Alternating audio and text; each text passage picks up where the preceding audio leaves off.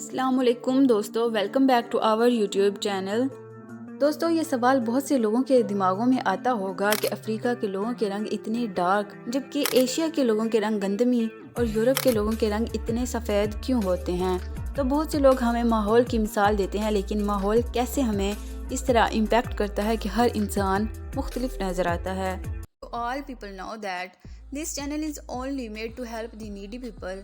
सो क्या आपने हमारा चैनल सब्सक्राइब किया है? आपके सामने एक बड़ा सा रेड बटन है।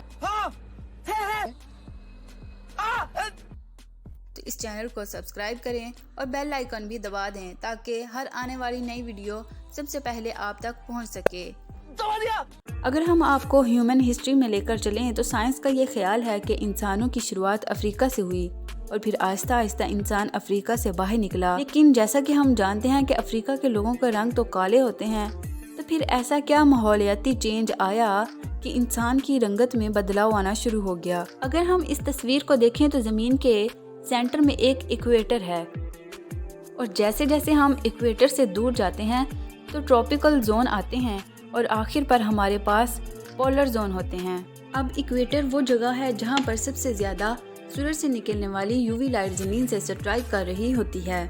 अगर हम आपको ज़मीन पर यूवी लाइट का मैप दिखाएं तो जैसा कि इस तस्वीर में ये जहाँ पे येलो कलर ज़्यादा है वहाँ पर बहुत ज़्यादा अल्ट्रा वायलेट रेडिएशन है और रेड कलर में भी ज़्यादा है, लेकिन ज़मीन के ऊपर और नीचे वाले हिस्सों में ये यूवी लाइट सूरज से कम आती है क्योंकि सूरज की शुआएं इन हिस्सों पर कम पड़ती हैं। तो दोस्तों, सूरज की विजिबल लाइट का नहीं बल्कि सूरज से आने वाली यूवी लाइट का हमारे रंग से कोई बहुत गहरा ताल्लुक है। मगर कैसे?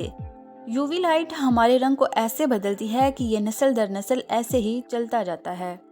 सूरज से निकलने वाली शुआओं में 3 किस्म की अल्ट्रा वायलेट रेडिएशन होती है: अल्ट्रा वायलेट ए, अल्ट्रा वायलेट बी और अल्ट्रा वायलेट सी। अल्ट्रा वायलेट सी को तो हमारी ओजोन लेयर फिल्टर आउट कर देती है, लेकिन अल्ट्रा वायलेट ए और बी ज़मीन से आके टकराती हैं। कभी आपने क्रिकेट के मैच देखे हों तो बहुत से लोगों ने अपने चेहरे पर सफ़ेद रंग की क्रीम लगाई होती है जिसे सनब्लॉक कहा जाता है। ये ऐसी क्रीम होती है जो कि अल्ट्रा वायलेट बी और सी को स्किन में एब्जॉर्ब होने नहीं देती बल्कि इसे रिफ्लेक्ट कर देती है। लेकिन दोस्तों, ये सनब्लॉक हमारी बॉडी में कुदरती तौर पर भी पाया जाता है और अफ्रीकन के पास तो बहुत ज़्यादा मिकदार में उनकी स्किन में मौजूद होता है। हमारी स्किन में एक ख़ास किस्म का पिगमेंट प्रोड्यूस होता है जिसे मेलानिन कहा जाता है।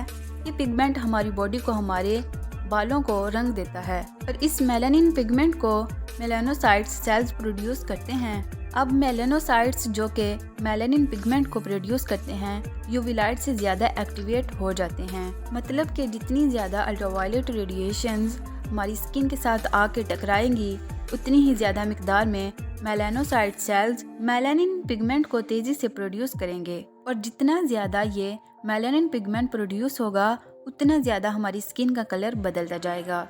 लेकिन अब सवाल ये पैदा होता है कि अगर ज़्यादा यूवी लाइट से ज़्यादा मेलानिन की प्रोडक्शन होती है और इससे कलर ब्लैक हो जाता है तो ये नस्ल दर नस्ल कैसे चलता है? फिर क्या अगर अफ्रीका को कोई इंसान यूरोप में जाके रहना शुरू हो जाए तो क्या उसका कलर सफ़ेद हो जाएगा? तो दोस्तों, यूँ तो मेलानोसाइट सेल्स हर किसी की बॉडी में इक्वल अमाउंट में पाए जाते हैं, ख्वाह वो शख्स अफ्रीका के रहने वाला हो या यूरोप का या फिर एशिया का। लेकिन ये सेल्स जिस मिकदार में यूवी लाइट सूरज से डिटेक्ट करेंगे उसी तनासब से बॉडी में मेलानिन पिगमेंट को प्रोड्यूस करेंगे। साइंस का ये ख्याल है कि इंसानी ज़िंदगी की शुरुआत अफ्रीका से हुई और आहिस्ता आहिस्ता अफ्रीका से लोग अपने बरियाज़म से बाहर निकलना शुरू हो गए।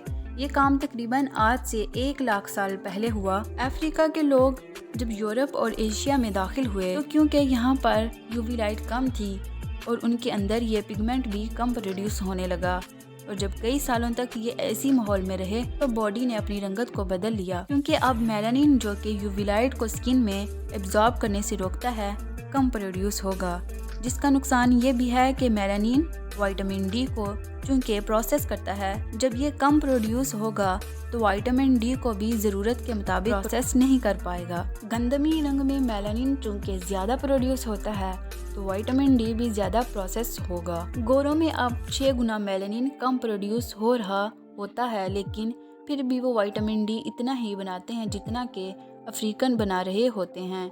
چونکہ بہت سالوں سے ایک ہی جگہ پر رہنے کی وجہ سے ان کی باڈیز نے خود کو اڈاپٹ کر لیا ہے۔ اگر کوئی افریقن یورپ میں چلا جائے تو اسے وہاں پر وٹامن ڈی کی ڈیفیشنسی بہت سویر قسم کی ہو جائے گی۔ تو یہ تھی دوستو آج کی ویڈیو، آئی ہوپ آپ کو پسند آئی ہوگی، so please like and share.